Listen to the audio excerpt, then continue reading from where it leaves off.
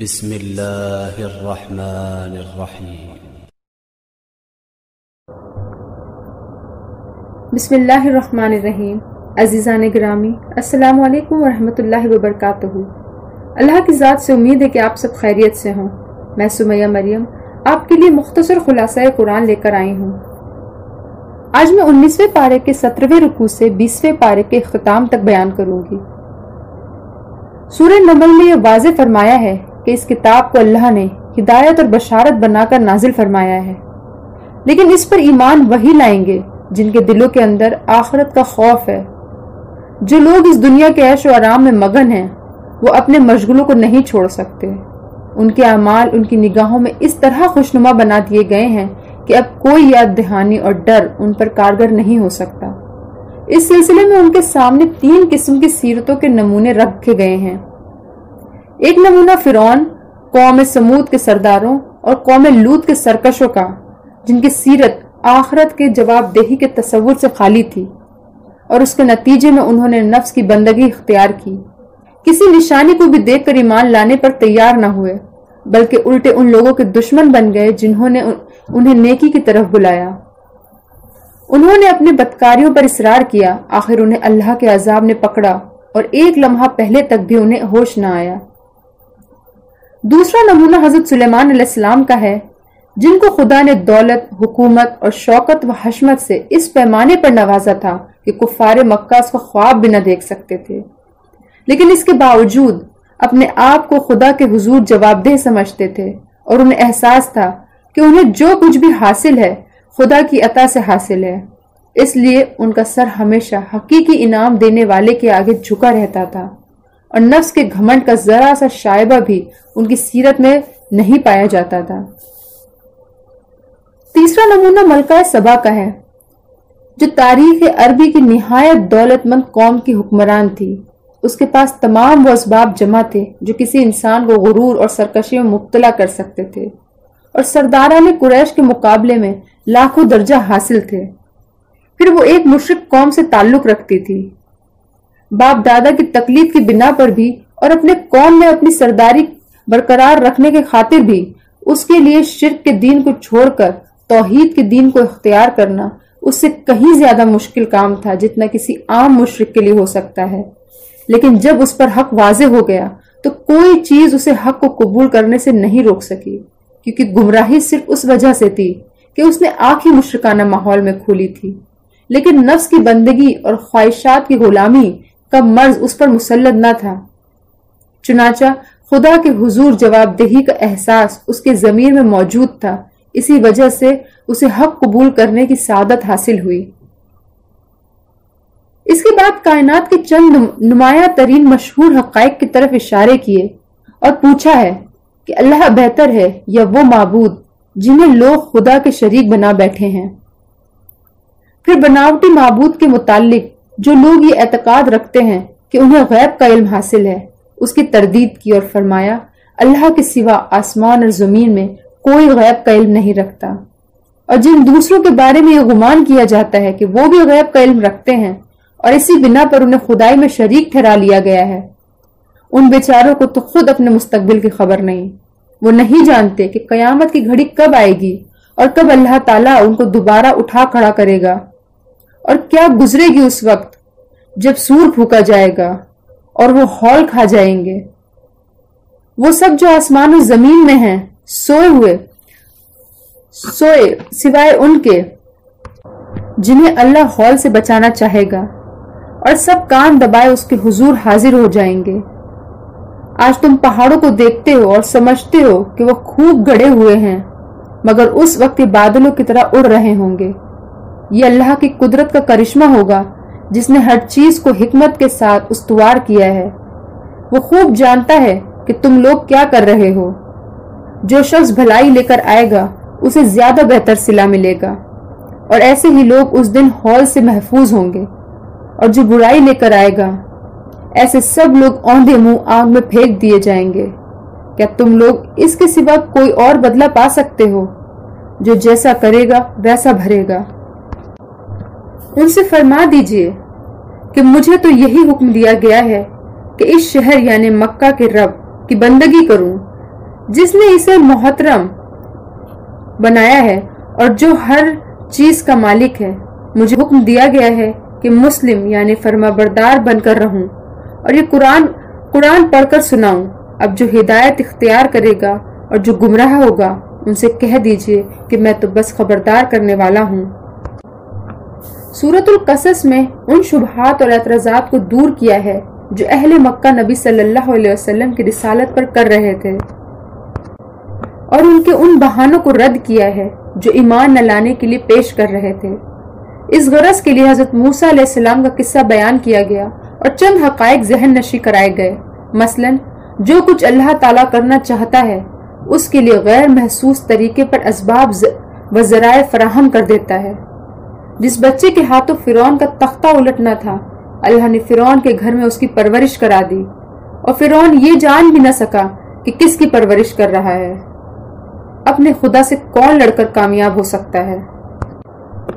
اسی طرح بتایا کہ نبوت کی ذمہ داری بڑے جشن منا کر اور آسمان و زمین میں زبردست اعلان کر کے نہیں دی گئی۔ تم حیرت کرتے ہو کہ محمد صلی اللہ علیہ وسلم کو چپکے سے نبوت کیسے مل گئی، مگر موسیٰ علیہ السلام کو بھی اسی طرح راستے چلتے ہم نے نبوت دے دی تھی کہ کسی کو کانو کان خبر نہیں ہوئی کہ آج طور سینا کی وادی ایمن میں کیا واقعہ پیش آ گیا۔ خود حضرت موسیٰ علیہ السلام بھی ایک لمحہ پہلے نہیں جانتے تھے کہ انہیں کیا چیز ملنے والی ہے۔ وہ آگ لینے گئے اور پیغمبری مل گئی۔ پھر یہ کہ جس بندے سے خدا کوئی کام لینا چاہتا ہے وہ بغیر کسی لاؤ لشکر اور سر و سامان کے اٹھتا ہے۔ بظاہر کوئی طاقت اس کی مددگار نہیں، مگر بڑے بڑے لاؤ لشکر والے آخرکار اس کے مقابلے میں بے بس ہو جاتے ہیں۔ آج جو نسبت تم اپنے محمد صلی اللہ علیہ وسلم کے درمیان پا رہے ہو، اس سے بھی کہیں زیادہ فرق حضرت موسیٰ علیہ السلام اور فرعون کے طاقت کے درمیان تھا، مگر دیکھ لو کون جیتا اور کون ہارا۔ سیرت ابن ہشام میں ہے کہ ہجرت حبشہ کے بعد جب نبی صلی اللہ علیہ وسلم کی بعثت اور دعوت کی خبریں حبشہ ملک میں پھیلیں تو وہاں سے 20 کے قریب عیسائیوں کا ایک وفد آیا اور نبی صلی اللہ علیہ وسلم سے مسجد حرام میں ملا۔ قریش کے بہت سے لوگ موجود تھے۔ وفد نے آپ صلی اللہ علیہ وسلم سے سوالات کیے۔ آپ صلی اللہ علیہ وسلم نے جواب دیا اور قرآن کی آیت انہیں سنائی۔ ان کی آنکھوں سے آنسو جاری ہو گئے اور وہ ایمان لے آئے۔ مجلس برخاست ہونے کے بعد ابو جہل اور اس کے ساتھیوں نے انہیں راستے میں جا لیا، انہیں ملامت کی۔ اس پر انہوں نے کہا، تم پر سلامتی ہو، ہم جہالت بازی نہیں کر سکتے، ہمیں ہمارے طریقے پر چلنے دو، تم اپنے طریقوں پر چلو۔ ہم اپنے آپ کو جان بوجھ کر بھلائی سے محروم نہیں کر سکتے۔ اس ضمن میں یہ آیت اتری کہ جن لوگوں کو اس سے پہلے ہم نے کتاب دی تھی وہ اس قرآن پر ایمان لاتے ہیں، انہیں جب یہ سنایا جاتا ہے تو وہ کہتے ہیں ہم اس پر ایمان لائے، واقعی یہ حق ہے ہمارے رب کی طرف سے، ہم تو پہلے ہی سے مسلم ہیں۔ یہ وہ لوگ جنہیں ان کا اجر دگنا ملے گا اس ثابت قدمی کے بدلے جو انہوں نے دکھائی، یعنی پچھلے نبی پر اور آپ صلی اللہ علیہ وسلم پر ایمان لانے کی وجہ سے۔ وہ برائی کو بھلائی سے دفع کرتے ہیں، ہم انہیں جو روزی دیتے ہیں اس میں سے وہ اللہ کی راہ میں خرچ کرتے ہیں۔ جب انہوں نے بے ہدہ باتیں سنی تو وہ کنارہ کش ہو گئے اور کہا، ہمارا عمل ہمارے ساتھ، تمہارا عمل تمہارے ساتھ، تم کو سلام ہے، ہم جاہلوں کا سا طریقہ اختیار نہیں کرنا چاہتے۔ اے نبی صلی اللہ علیہ وسلم، آپ جسے چاہیں ہدایت نہیں دے سکتے، مگر اللہ جسے چاہتا ہے ہدایت دے سکتا ہے، وہ خوب جانتا ہے کہ کون ہدایت قبول کرنے والا ہے۔ یہ آیت آپ صلی اللہ علیہ وسلم کے چچا ابو طالب کے بارے میں ہے۔ ان کے آخری وقت آیا تو حضور صلی اللہ علیہ وسلم نے اپنی حد تک کی انتہائی کوشش کی کہ وہ کلمہ پڑھ لے، مگر انہوں نے آبائی مذہب پر ہی جان دینے کو ترجیح دی۔ خلاصہ یہ ہے کہ اللہ تعالیٰ اہل مکہ کو غیرت دلا رہا ہے کہ تم اپنی گھر آئی ہوئی نعمت کو ٹھکرا رہے ہو، حالانکہ دور دور کے لوگ اس کی خبر سن کر آ رہے ہیں اور اس سے فائدہ اور اس کی قدر پہچان رہے ہیں اور اس کے فائدے اٹھا رہے ہیں۔ تم کتنے بد نصیب ہو کہ اس سے محروم ہو۔ آپ کو خطاب کر کے یہ بات کہی جا رہی ہے کہ آپ چاہتے ہیں کہ آپ کے قوم کے لوگ عزیز و قارب ایمان لائیں، مگر ہدایت تو اللہ کے اختیار میں ہے، وہ اس نعمت سے انہی لوگوں کو فیضیاب کرتا ہے جن میں وہ قبول ہدایت کی آمادگی پاتا ہے۔ تمہارے رشتہ داروں میں اگر یہ جوہر موجود نہ ہو تو انہیں یہ فیض کیسے نصیب ہو سکتا ہے؟ قارون کا تذکرہ اس سورے میں آیا ہے کہ وہ موسیٰ علیہ السلام کی قوم سے تھا، مگر باغی ایسا کہ فرعون سے جا ملا تھا۔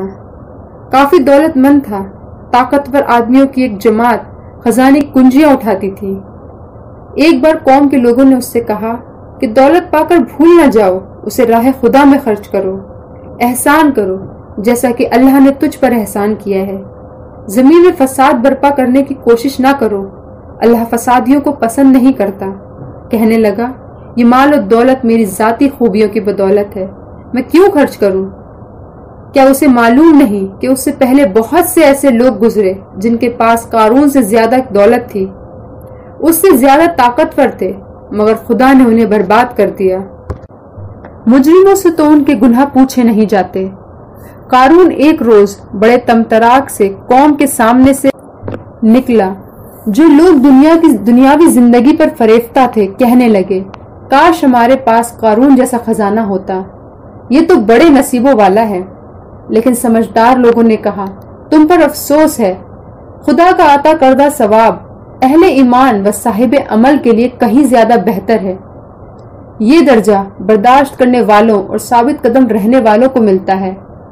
آخر کار خدا نے قارون کو اس کے خزانے سمیت زمین میں دھسا دیا اور کوئی اسے بچا نہیں سکا، نہ وہ خود بچ سکا۔ جو لوگ اسے رشک بھری نگاہوں سے دیکھ رہے تھے کہنے لگے، افسوس، ہم بھول گئے تھے کہ اللہ اپنے بندوں میں سے جس کا رزق چاہتا ہے کشادہ کرتا ہے اور جسے چاہتا ہے نپا تلا دیتا ہے۔ خدا کا احسان ہم پر نہ ہو تو ہم بھی زمین میں دھسا دیے جاتے۔ افسوس، ہمیں یاد نہ رہا کہ کافر فلاح نہیں پاتے۔ سورہ کے اختتام پر اعلان ہوتا ہے کہ ہر چیز ہلاک ہونے والی ہے سوائے اس ذات کے، فرمانبرداری اسی کی ہے اور تم سب اسی کی طرف پلٹائے جانے والے ہو۔ سورہ عنکبوت مکہ معظمہ کے اس دور میں نازل ہوئی جبکہ مسلمانوں پر مصیبتوں کے پہاڑ توڑے جا رہے تھے۔ کفار کی طرف سے اسلام کی مخالفت پوری زور شور سے ہو رہی تھی۔ ان حالات میں اللہ تعالیٰ نے یہ سورہ سچے مومنوں میں عزم و ہمت اور استقامت پیدا کرنے اور دوسرے کمزور ایمان والوں کو شرم دلانے کے لیے نازل فرمائی۔ اس کے ساتھ ہی کفار مکہ کو بھی اس میں سخت تنبیہ کی گئی کہ اپنے حق میں اس انجام کو دعوت نہ دیں جو ہر زمانے میں حق کے دشمنی کرنے والوں کا ہوتا آیا ہے۔ اس سلسلے میں ان سوالات کے بھی جواب دیے گئے جو بعض نوجوانوں کو اس وقت پیش آ رہے تھے۔ مثلاً والدین ان پر زور دیتے کہ محمد صلی اللہ علیہ وسلم کا ساتھ چھوڑ دو اور ہمارے دین پر قائم رہو۔ جس قرآن پر تم ایمان لائے ہو اس میں تو یہی لکھا ہے کہ ماں باپ کا حق سب سے زیادہ ہے، ان کا کہاں مانو؟ اس کا جواب دیا گیا، ہم نے ہی انسان کو ہدایت کی ہے کہ اپنے والدین کے ساتھ نیک سلوک کریں، لیکن اگر وہ تجھ پر زور ڈالیں کہ تم میرے ساتھ کسی ایسے معبود کو شریک ٹھہرائے جسے تو میرے شریک کی حیثیت سے نہیں جانتا تو تو ان کی اطاعت نہ کر۔ اسی طرح اسلام قبول کرنے والوں سے ان کے قبیلے کے لوگ کہتے تھے کہ عذاب ثواب ہماری گردن پر، تم تو ہمارا کہاں مانو؟ اس کا جواب دیا گیا، یہ کافر لوگ ایمان لانے والوں سے کہتے ہیں کہ تم ہمارے طریقے کی پیروی کرو اور تمہاری خطاؤں کو ہم اپنے اوپر لے لیں گے، حالانکہ ان کی خطاؤں میں سے کچھ بھی وہ اپنے اوپر لینے والے نہیں ہیں۔ وہ قطعاً جھوٹ کہتے ہیں۔ ہاں ضرور وہ اپنا بوجھ اٹھائیں گے اور اپنے بوجھ کے ساتھ دوسرے بہت سے بوجھ بھی، یعنی ایک بوجھ اپنی گمراہی کا اور دوسرا بوجھ دوسروں کو گمراہ کرنے کا، اور قیامت کے روز یقیناً ان سے ان کے جھوٹ کرنے کی باس پرس ہوگی جسے انہوں نے اپنی عادت بنا لیا ہے۔ اہل ایمان کے سامنے حضرت نوح علیہ السلام، ابراہیم علیہ السلام، مدین، عاد، سمود، قارون، فرعون اور حامان کے واقعات بیان کر کے یہی پہلو نمایاں کیا گیا ہے کہ پچھلے انبیاء علیہ السلام پر کیسی کیسی سختیاں گزری اور کتنی کتنی مدت تک وہ ستائے گئے، پھر اللہ کی طرف سے ان کی مدد ہوئی۔ اس لیے گھبراؤ نہیں، اللہ کی مدد ضرور آئے گی، مگر آزمائش کا ایک دور گزرنا ضروری ہے۔